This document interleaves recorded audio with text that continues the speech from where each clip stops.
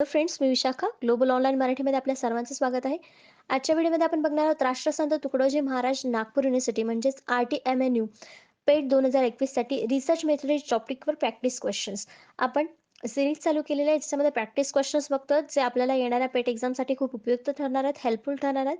हे आपला 8वं लेक्चर आहे. ऑलरेडी 7 लेक्चर्स याच्यावरती कंप्लीट झालेले आहेत. सुरू करायचं लेक्चर.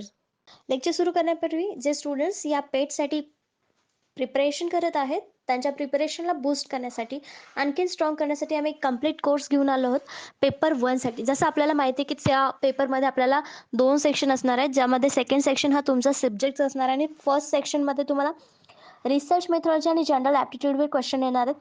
त्यावरच आधारित आम्ही हा कंप्लीट कोर्स तुमच्यासाठी घेऊन आलो, ज्याच्यामध्ये 5 टेस्ट तुम्हाला जनरल ॲप्टिट्यूडवर देणार आहोत आणि 10 टेस्ट त्या रिसर्च मेथॉडॉलॉजीवर देणार आहोत.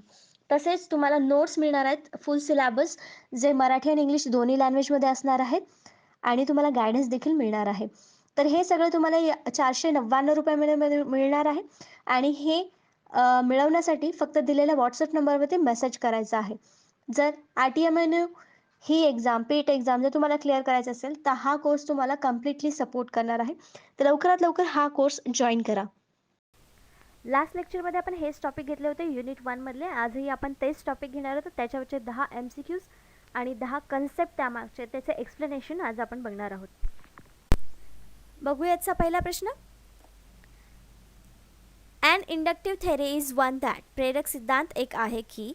काल आपण इंडक्टिव्ह आणि डिडक्टिव्ह रिझनिंगचे 2 मेथड्स किंवा पद्धती बघितल्या होत्या, 2 अप्रोचेस बघितले होते, ज्याच्यामध्ये आपल्याला माहिती आहे डिडक्टिव्हमध्ये आपण जनरलपासून मोर स्पेसिफिकपर्यंत जातो आणि इंडक्टिव्हमध्ये आपण स्पेसिफिकपासून जनरल थेरीजपर्यंत जातो. तर मग आपल्याला इथे ऑप्शन्सपैकी सांगायचं आहे की इंडक्टिव्ह थेरी यापैकी कुठली आहे ऑप्शन्सपैकी. मग ऑप्शन्स दिलेले आहेत. Involves testing and explicitly defined hypothesis. स्पष्टपणे परिभाषित गृहीतकांचे परीक्षण करण्यास सामील आहे. Does not allow to for finding to feedback into the stock of knowledge. ज्ञानाच्या साठ्यात निष्कर्षांना परत पोचण्याची परवानगी देत नाही. Uses quantitative methods whenever possible. जेव्हा शक्य असेल तेव्हा प्रेरणात्मक पद्धती वापरतात. D allows theory to emerge out of data. सिद्धांत डेटामधून बाहेर येण्यास अनुमती देते. स्पेसिफिकमधून जनरल. तर इथं आपला इंडक्टिव्ह थेरी मिळते आहे, म्हणजे आपल्याला ऑप्शन डी मध्ये इथे आपल्याला करेक्ट आन्सर मिळतं आहे की सिद्धांत डेटामधून बाहेर येण्यास अनुमती देते. म्हणजे डेटा जो आपण ओळखलेला आहे त्याच्यातून मोर स्पेसिफिक थेरी निर्माण होते. इंडक्टिव्ह थेरी इथे आपल्याला दिसते, म्हणून आपलं करेक्ट आन्सर इथे आहे D allows theory to emerge out of data. त्याचं एक्सप्लेनेशन कसं असेल आपण बघूया. In logic, we often refers to the two broad methods of reasoning as the deductive and inductive approaches. जे आपण बघितले ते deductive and inductive approaches. Deductive reasoning works from more general to the more specific, general to specific. Inductive reasoning works the other way, moving from specific observation to the broader generalization of theories. जसे की आपल्याला क्वेश्चनमध्ये विचारलं, म्हणजे जे options correct आलं होतं आपलं, त्याच्यामध्ये डेटामधून आपण थेअरी काढणार आहोत, म्हणजे मोर स्पेसिफिक जनरलायझेशन करणार आहोत डेटामधून. मग इथं आपलं काय असणार आहे, इंडक्टिव्ह रिझनिंग असणार आहे. इंडक्टिव्ह थेअरी आपल्याला काढायची होती क्वेश्चनमध्ये आणि ते आपल्याला चौथ्या ऑप्शनमध्ये क्लिअरपणे मिळालं होतं, म्हणून आपला चौथा ऑप्शन जे होतं डी ते करेक्ट आन्सर होतं. नेक्स्ट क्वेश्चन बघूयाचा सेकंड नंबरचा. What is the epistemological position held by the पॉझिटिव्हिस्टद्वारे तात्विक स्थिती याला काय म्हणतात किंवा ज्ञानमीमांसा स्थितीला काय म्हणतात. तर एपिस्टेमॉलॉजी म्हणजे काय आपण सुरुवातीला समजून घेऊया. एपिस्टेमॉलॉजी म्हणजे एखाद्या ज्ञानावरती, म्हणजे एखाद्या विषयी खूप बेसला जाऊन आपण आणखीन माहिती घेतो किंवा ते त्याचा सोर्स शोधतो किंवा त्याच्याबद्दल आणखीन माहिती मिळवण्यासाठी प्रयत्न करतो, त्यालाच आपण एपिस्टेमॉलॉजी असं म्हणू शकतो. तर त्या एपिस्टेमॉलॉजीचं पोझिशन पॉझिटिव्हिस्ट जे आहेत त्यांचं काय म्हणणं आहे किंवा त्याला काय म्हणतात हे आपल्याला सांगायचं आहे. ऑप्शन्स आहेत. There is no substitute for in depth hermeneutic understanding of society. समाजाचा सखोल हार्मोनेटिक समजण्याला पर्याय नाही. Scientific research should be based on value free empirical observation. वैज्ञानिक संशोधन मूल्यमुक्त अनुभवजन्य निरीक्षणावर आधारित असावे. Events and discourses in social world prevents us from having direct knowledge of natural order. सामाजिक जगातील घटना आणि प्रवचन आपल्याला नैसर्गिक ऑर्डरचे थेट ज्ञान घेण्यापासून प्रतिबंधित करतात. It is important to remain optimistic about our research even when things go wrong. गोष्टी चुकीच्या झाल्या तरीही आपल्या संशोधनाबद्दल आशावादी राहणे महत्त्वाचे आहे.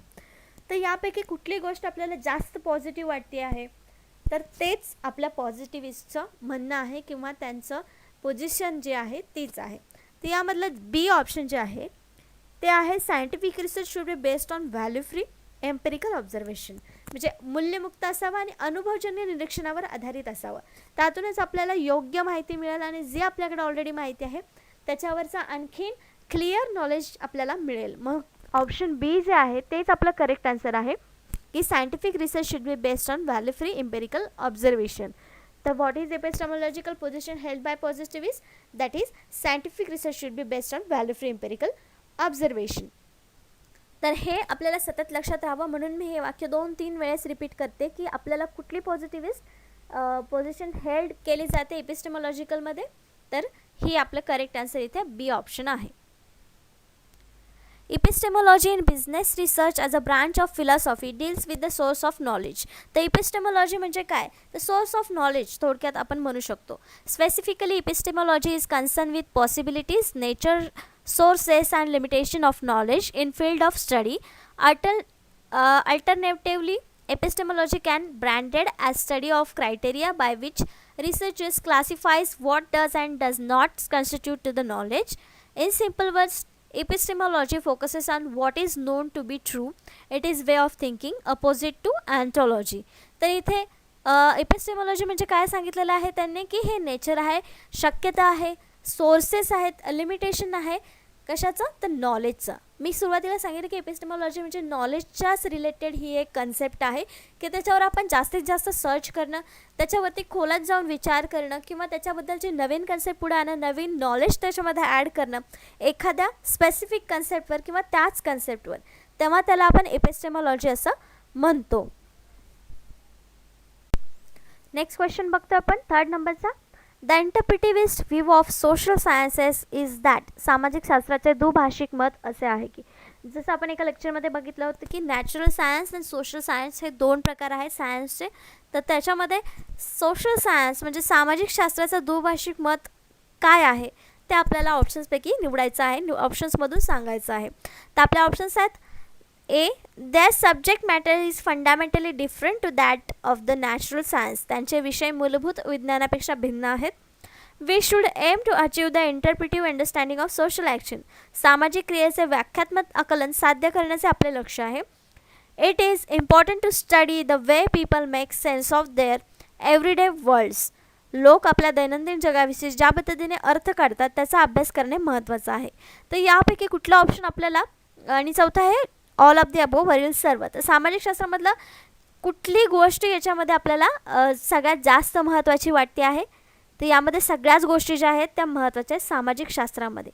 तर यामध्ये दुभाषिक मत आहे असं म्हटलं जातं किंवा ह्या ज्या गोष्टी आहेत तिन्ही गोष्टी या सोशल सायन्ससाठी आवश्यक आहेत. मग आपलं करेक्ट आन्सर इथलं कुठलं असणार आहे?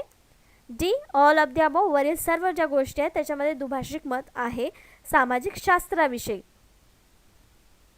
तर त्या क्वेश्चनचं आपण एक्सप्लेनेशन समजून घेऊया की डी का आला किंवा त्याचे तिन्ही पॉईंट आपल्याला बरोबर का आहेत, दुभाषिक का आहेत.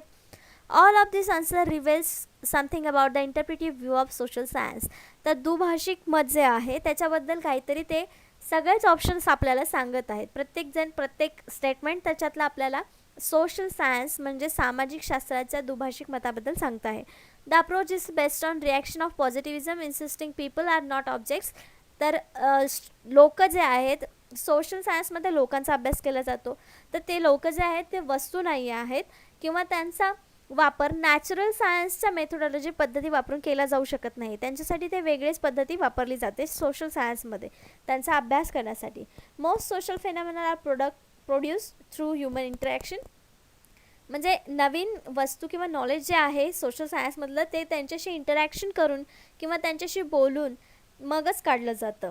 तर हे आपल्याला या क्वेश्चनमध्ये किंवा या ऑप्शन्समध्ये दिसतं आहे की हे तिन्ही जे ऑप्शन्स आहेत ते करेक्ट आहेत. त्याच्यामध्ये दोन्हीमध्ये दुभाषिक मत आपल्याला दिसतं आहे, म्हणून करेक्ट ऑप्शन आपल्याला होतं D, all of the above. Next question आहे 4th नंबरचा. The qualitative research strategy places of value on गुणात्मक संशोधन धोरण यावर मूल्य ठेवते, म्हणजे यावरून मूल्य त्याचं निर्धारण करते क्वालिटेटिव्ह रिसर्चचं. कशावरून? आपले ऑप्शन्स आहेत using numbers, measurements and statistical techniques, संख्या मोजमाप आणि संख्याशास्त्रीय तंत्रे वापरणे. Generating theories through inductive research about social meaning, सामाजिक अर्थांबद्दल प्रेरक संशोधनाद्वारे सिद्धांत निर्माण करणे. Conducting research that is very high quality, अत्यंत उच्च गुणवत्तेचे संशोधन करत आहे. आणि D all of the above वरील सर्व. तर क्वांटिटेटिव्ह रिसर्चची स्ट्रॅटेजी आहे ते म्हणजे मूल्य गुण जे म्हणतात आपण ते या रिसर्चचे कशावरून कळतात, तर आपला ऑप्शन्स इथं दिलेले आहेत आणि त्याचं करेक्ट आन्सर आहे B, generating theories to inductive research about social meaning.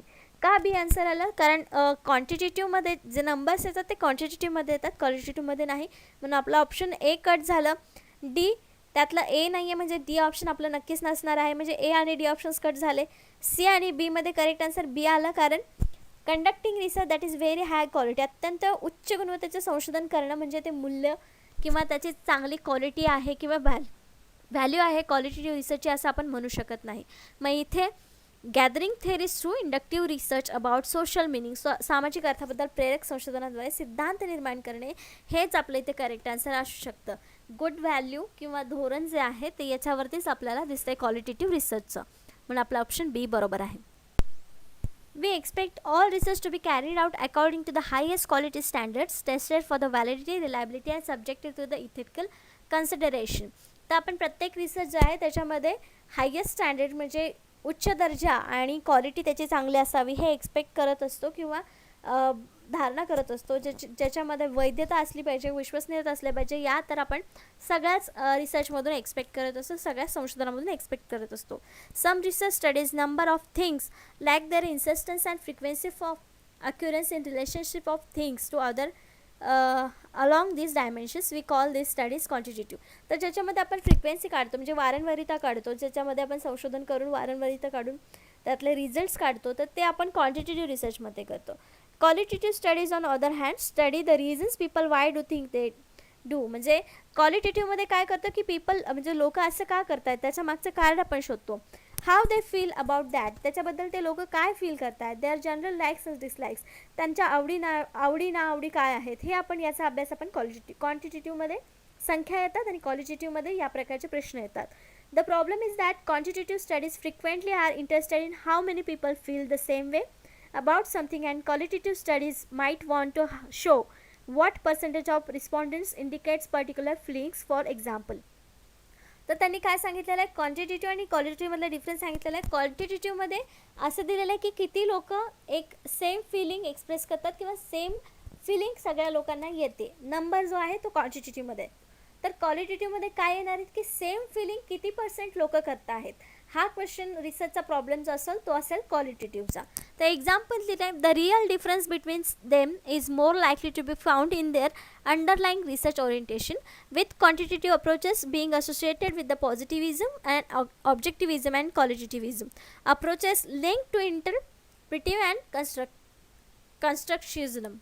तर आपल्याला असं दिलेलं आहे. तर एक्झाम्पल त्यांनी जे दिलं होतं की क्वांटिटेटिव्ह काय आहे, एकच उदाहरण दिलं होतं की सेम फिलिंग असणारे किती लोक आहेत हे येणार क्वांटिटेटिव्हचा विषय, आणि ती फिलिंग किती % लोकांना आहे, एक फिलिंग किती % लोकांना आहे, हा झाला आपला क्वालिटेटिव्ह रिसर्च. त्याच्यामध्ये आपल्याला क्वांटिटेटिव्ह काय रिसर्च म्हणजे कुठला आणि क्वालिटेटिव्ह रिसर्च म्हणजे कुठला आहे हे क्लिअर झालेलं असावं. नेक्स्ट क्वेश्चन आहे 5th नंबरचा, which of the following is an example of value free research. खालीलपैकी कोणते मूल्यमुक्त संशोधनाचे उदाहरण आहेत. लास्ट क्वेश्चनमध्ये आपण एक बघितलं आहे की मूल्यमुक्त संशोधन असावं, एक्सपिरियन्स बेस म्हणजे ऑब्झर्वेशन बेसवर रिसर्च असावं. तर तेच व्हॅल्यू फ्री रिसर्चचं उदाहरण कोणतं आहे ते आपल्याला सांगायचं आहे. ऑप्शन्स दिलेले आहेत, कॉन्शियस पार्शलिटी, जाणीव पक्षपात, सिम्पथी फॉर द अंडरडॉगसाठी सहानुभूती, अनस्ट्रक्चर्ड इंटरव्ह्यूइंग, रचना नसलेली मुलाखत. व्हॅल्यू फ्री रिसर्च काय असेल यातलं उदाहरण द्यायचं आहे. त्याचं करेक्ट आन्सर जे आहे ते आहे D, none of the above वरीलपैकी काहीही नाही. त्याचं एक्सप्लेनेशन बघूया आपण की हे तिन्ही जे ऑप्शन्स आहेत त्याच्यामध्ये आपल्याला व्हॅल्यू नाही आहे असं आपल्याला दिसतं आहे, पण तरी पण हे आन्सर का नाही आहेत, D none of the above का आन्सर आलं याचं. एक्सप्लेनेशन आहे values reflect either the personal beliefs or the feelings of researchers.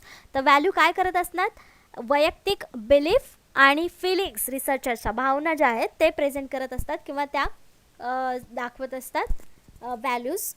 मग आपल्याला प्रश्नामध्ये जे दिलेलं आहेत ऑप्शन ए आणि बी ते फक्त इंडिकेटिव्ह ऑफ व्हॅल्यूज, ते कॅनॉट बी करेक्ट. ते इंडिकेटिव्ह आहेत व्हॅल्यूजचे, ते करेक्ट असू शकत नाही. ते रिसर्च व्हॅल्यू फ्री रिसर्चचे उदाहरण असू शकत नाही. आणि तिसरा ऑप्शन होता unstructured interviewing in research method. तर अनस्ट्रक्चर्ड इंटरव्ह्यूइंग ही एक रिसर्चची मेथड आहे, एक्झाम्पल नाही आहे रिसर्चचं. Typically used in qualitative research of strategies, म्हणजे क्वालिटेटिव्ह रिसर्चमध्ये ही आपण मेथड वापरतो, interview unstructured interview. But method by itself cannot be regarded as value free value added. म्हणजे जे मेथड आहे ती कधी व्हॅल्यू फ्री किंवा व्हॅल्यू ॲडेड असू शकत नाही. So must be incorrect, making answer D is correct by default. म्हणजे त्यांनी सांगितलेलं आहे की मग हे तिन्ही ऑप्शन जर करेक्ट नसतील तर आपल्याला by default D option correct आहे असे म्हणावं लागेल. Can there be such thing as value free research might have been. म्हणजे असा प्रश्न आहे की व्हॅल्यू फ्री रिसर्च अशी कन्सेप्ट आली आहे, कन्सेप्ट असेल पण त्यामध्ये अजून व्हॅल्यू फ्री रिसर्च असा एखादा उदाहरण आपल्याला देता येणार नाही, असं क्वेश्चन अजून समोर आलेलं नाही आहे असं आपण सांगू शकतो. नेक्स्ट क्वेश्चन आहे 6 नंबरचा. An important practical issue to consider when designing a research project is. संशोधन प्रकल्पाची आखणी करताना एक महत्त्वाचा व्यावहारिक मुद्दा विचारात घ्यावा लागतो. तो मुद्दा कुठला? आपले ऑप्शन्स आहेत. Which theoretical perspective you find most interesting. कोणता सैद्धांतिक दृष्टिकोन आपल्याला सर्वात मनोरंजक वाटतो तो. हा व्यावहारिक मुद्दा झाला का? नाही. मग आपला करेक्ट आन्सर इथे हे नसणार आहे. Whether or not you have time to retire the bathroom first. आपल्याला प्रथम स्नानगृह टेकवण्याची वेळ आहे की नाही हे विचार करायचे. हा महत्त्वाचा मुद्दा आहे का संशोधन प्रकल्पाची आखणी करताना? नाही. C how much time and money you have to conduct the research. आपल्याकडे संशोधन करण्यासाठी किती वेळ आणि पैसा आहे. आणि D which colour of ring binder to present your work in. आपले कार्य सादर करण्यासाठी रिंग बाइंडरचा कोणता रंग हवा आहे किंवा कोणता रंग आहे, हे महत्त्वाचे मुद्दे आहेत का? तर ए, बी आणि डी वाचल्यानंतर आपल्याला लगेच लक्षात येईल की व्यावहारिक मुद्दा हा नाही. व्यावहारिक मुद्दा आपल्याला सी ऑप्शनमध्ये दिसतोय, एक पैसा दिसतो आहे आणि वेळ दिसतो आहे. मग आपल्याला करेक्ट ऑप्शन देखील तेच आहे. How much time and money you have to conduct हा विचाराचा मुद्दा जो आहे तो आपल्याला संशोधन प्रकल्पाची आखणी करताना लक्षात ठेवावा लागतो. हा एक महत्त्वाचा मुद्दा आहे, म्हणून आपलं करेक्ट आन्सर इथं सी आलेला आहे. तर त्याचा आन्सर हे कसं आलं आपण एक्सप्लेन करूया. It's ability to force us to transcend the constant impose by the scarcity of time and money.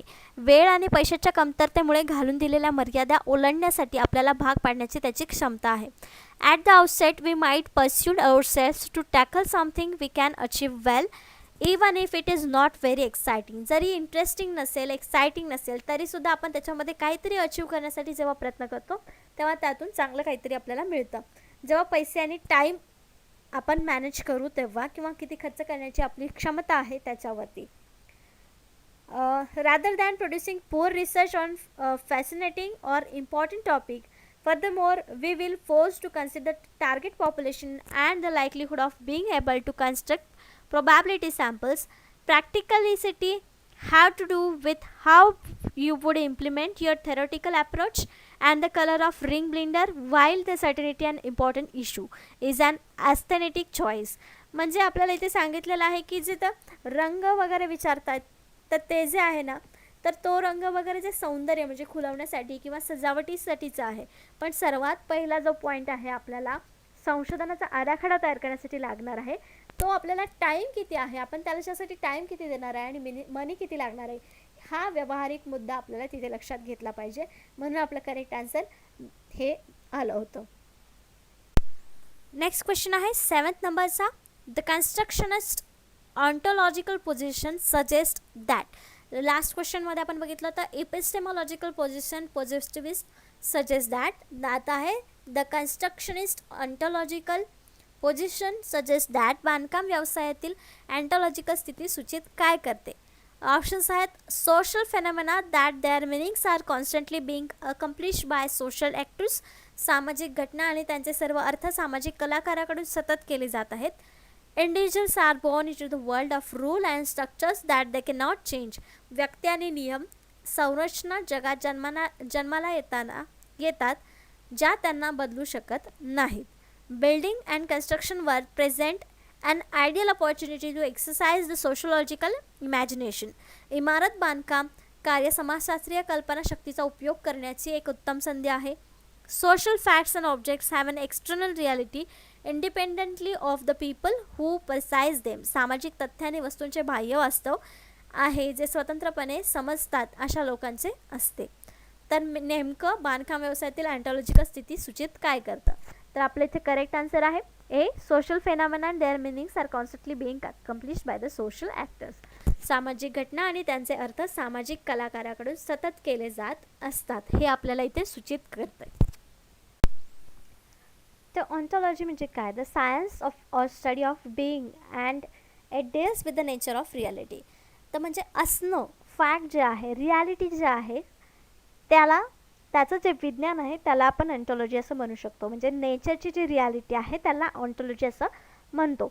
ऑन्टॉलॉजी is a system of beliefs that reflects and interpretation by the individuals about the what constitutes a fact. म्हणजे जे काय fact आहे त्याच्याबद्दलचे जे विश्वास आहे, त्याच्याबद्दलचे जे knowledge आहे, त्या सर्वाला आपण ऑन्टॉलॉजी असं म्हणू शकतो किंवा ऑन्टॉलॉजी असं म्हणतात.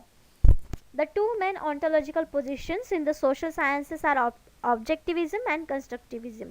तर मेन दोन पोझिशन्स आहेत ऑन्टॉलॉजीमध्ये, ते आहेत ऑब्जेक्टिव्हिझम आणि constructivism. Whereas the first consider social phenomena to exist independent of people somehow. The second position consider them as a product of social interaction in the constant state of revision. तर अशा प्रकारे ऑन्टॉलॉजी आपण समजून घेऊ शकतो आणि त्यातले main दोन पॉईंट आहेत जे ऑब्जेक्टिव्हिझम अँड कन्स्ट्रक्टिव्हिझम पोझिशन आहेत ह्या दोन ऑन्टॉलॉजीमधल्या. आणि अँटॉलॉजी म्हणजे फॅक्ट आणि फॅक्टचा अभ्यास, फॅक्टबद्दल जे नॉलेज आपण घेतो त्याला अँटॉलॉजी म्हणतात किंवा त्याच्यामध्ये आपण अभ्यास करत असतो. नेक्स्ट क्वेश्चन आहे 8 नंबरचा. Which of the following is an ontological question.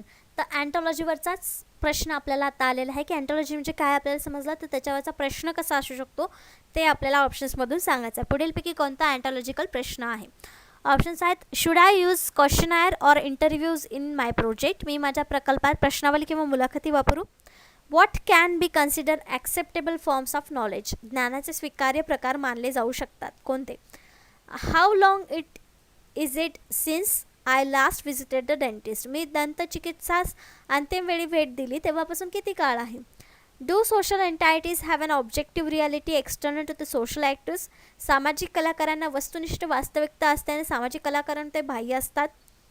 तर हे आपले ऑप्शन्स आहेत, क्वेश्चनमध्येच आपले ऑप्शन्स आहेत. आणि तर आपल्याला याचं करेक्ट ऑप्शन सांगायचं आहे. करेक्ट आन्सर याचं आहे ते आहे डी. कारण त्याच्यामध्ये आपल्याला आपण बघितलं की ऑन्टॉलॉजी म्हणजे काय, फॅक्ट, आणि फॅक्टवरती रियालिटी आपल्याला प्रश्न विचारलेले असतात. मग याच्यावरती आपल्याला काय विचारलेलं आहे? Reality. Do social entities have an objective reality external to social actors. याच्यामध्ये या प्रश्नामध्ये आपल्याला मिळतं आहे काहीतरी रियालिटी जे आहे त्याच्यावरती प्रश्न विचारलेला आहे किंवा त्यातून जे आन्सर मिळणार आहे ते रियालिटी असणार आहे. म्हणून इथे हा जो क्वेश्चन आहे तो आहे अँटॉलॉजिकल क्वेश्चन. त्याचं एक्सप्लेनेशन कसं देऊ शकतो आपण? Ontology the first branch is ontology or the study of being. Being म्हणजे असणं, कशाचा? असण्याचा अभ्यास म्हणजे अँटॉलॉजी असं आपण थोडक्यात म्हणू शकतो. Which is concern with what actually exist in the world about which human can acquire knowledge. म्हणजे जगामध्ये काय आहे याच्याबद्दल अभ्यास करणं, त्याच्याबद्दल नॉलेज घेणं म्हणजे ontology. Ontology help researchers recognise how certain they can be about nature and existence of the object they are researching. ज्या गोष्टीबद्दल ते रिसर्च करतात त्या गोष्टी कशा अस्तित्वात आल्या किंवा त्याचं अस्तित्व काय आहे याबद्दलचं जे नॉलेज असतं ते अँटॉलॉजीमध्ये आपल्याला मिळतं. When we ask deep question about what is nature of the universe, or is there a God, or what happens to us when we die, or what principle govern the properties of matter, we are asking inherently ontological questions. तर हे रियालिटीवरती questions आहेत, रियालिटीशी related आहेत, फॅक्टशी related आहेत. म्हणून हे जे questions आहेत ते ऑन्टॉलॉजिकल क्वेश्चन्स आहेत. हे एक्झाम्पल दिलेले आहेत आपल्याला ऑन्टॉलॉजिकल क्वेश्चन्स कसे असू शकतात. म्हणून आपलं करेक्ट आन्सर तिथे डी आलं होतं जे आपल्याला रियालिटीवरती क्वेश्चन विचारला होता. नेक्स्ट क्वेश्चन आहे 9th नंबरचा. What is the grand theory. Grand theory म्हणजे काय आपल्याला सांगायचं आहे. तर थोडक्यात ग्रँड थेअरी म्हणजे काय की एखाद्या गोष्टीबद्दल, फेनॉमेनाबद्दल, पर्टिक्युलर गोष्टीबद्दल जास्त माहिती आपल्याला मिळणं म्हणजे ग्रँड थेअरी असं आपण म्हणू शकतो थोडक्यामध्ये. तर क्वेश्चन ऑप्शन्समध्ये काय दिलेलं आपण बघूया. One that was propose by one of the major theorist in the sociological tradition. सामाजिक शास्त्रातील परंपरेतील प्रमुख सिद्धांतापैकी एकाने हा प्रस्ताव मांडला होता.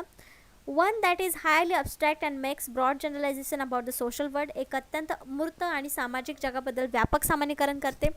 And intermediate level explanation of observe regularities. निरीक्षण नियमितपणाचे दरम्यानचे पातळीचे स्पष्टीकरण करतं.